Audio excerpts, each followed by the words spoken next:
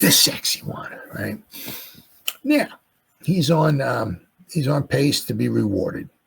Sort of this article here. Obviously, he signed himself a nice little deal. What's up, buddy? Creative Solutions. Good night, buddy. Good night. Night, pal.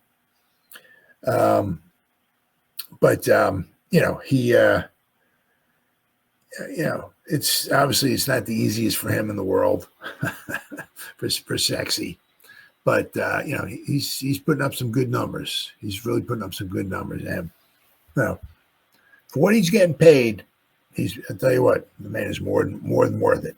Right? He's really putting up some incredible stuff. It says Giants star, this is from Fansided, is on pace to be rewarded for enduring the brutal team season.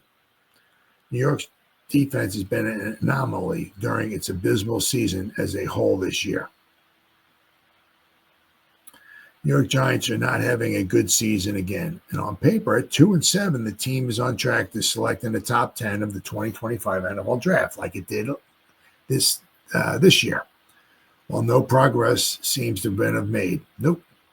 Well, at least in one department, progress has been made, but it hasn't translated overall to success for the club.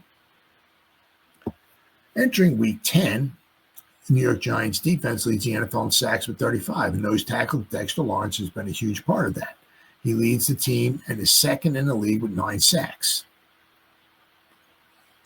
The Giants defense as a whole, however, ranks 18th in total defense, 9th against the pass, and 29th against the run. The run is just killing them. Quite confounding numbers for the Giants fans looking for something to cheer about. Dexter Lawrence earns midseason honors from NFL executives. Sports Illustrated Albert Breer polled 20 general managers, assistant general managers, vice presidents, and pro scouting directors to see who they think will win the individual year-end awards at the midseason mark. For Lawrence, he was picked to win the Defensive Player of the Year award. Wow. Lawrence received 8 votes from NFL executives, with Pittsburgh Steelers pass rusher T.J. Watt earning 7 votes. If Lawrence were to be voted Defensive Player of the Year, Lawrence would be the first nose tackle to earn the honor in the award's history. Think about that. He would also be the first Giants to earn it since Michael Strahan did in the 2001-2002 season, the same where he broke the single season sack record at 22.5. Lawrence still has 3 more years remaining on his contract with a potential out in 2026, but it seems unlikely for now that New York would move on from the heart of its defense. It would be crazy.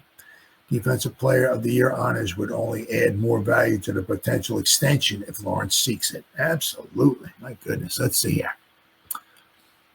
So, let's see. So, what do we got here? This year, his cap hit is 14.5. Right, that's this year. Obviously, it's gonna continue to go up. So 2025, he makes $24 million next year.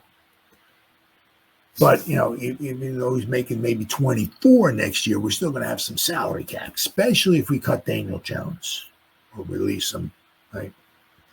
2026, Dexter making 27. And then 2027, right?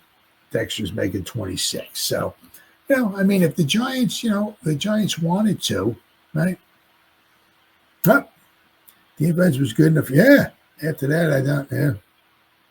I know. The run defense is just horrible. It wasn't too bad. Even against the Vikings, they gave up 21 points. They gave up 28. Right, but there was a pick 6 given by Daniel Jones. Against the Browns, we did pretty good. We kept the Commanders out of the end zone. It wasn't too bad. It has been somewhat disappointing the past. It has been. Especially that run defense. It's just killing us. Let's get Daniel Jones mad so we can see him play with vengeance. Well, hey. Whatever that takes. I'm excited to see Daniel Jones play the way he tackled on that touchdown. I will pay to see that. Yeah. Hey, He got in there.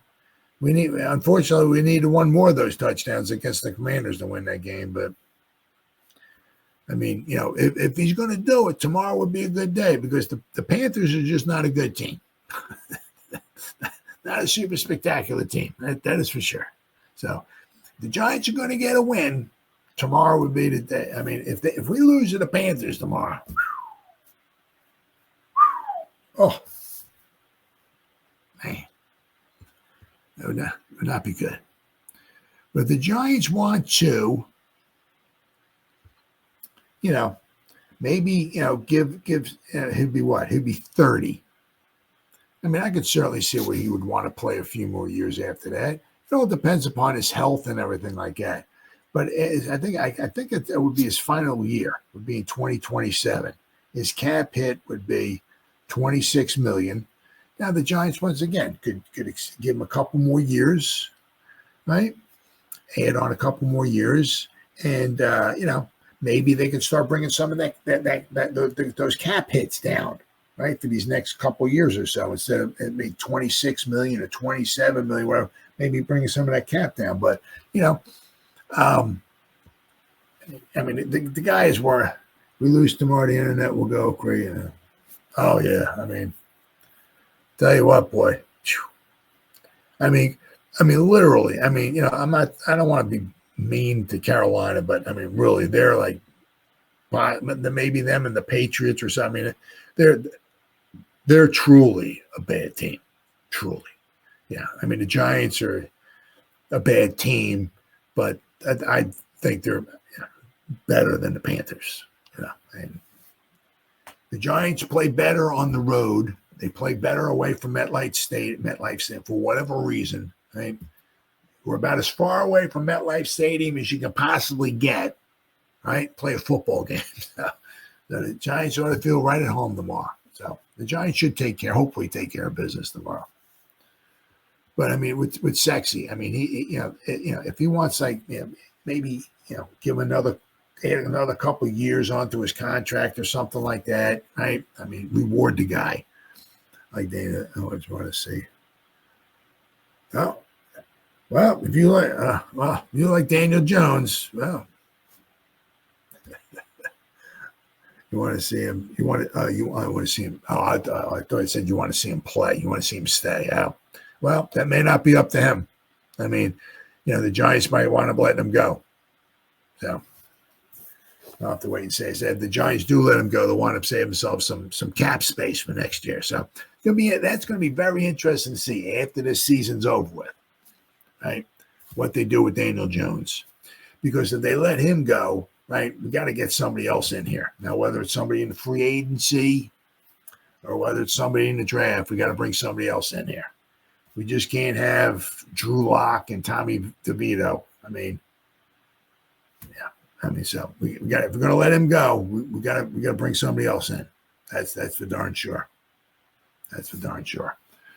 So, but one thing for sure, with sexy Dexter Lawrence, we definitely have to, got to keep him around. That's for darn sure.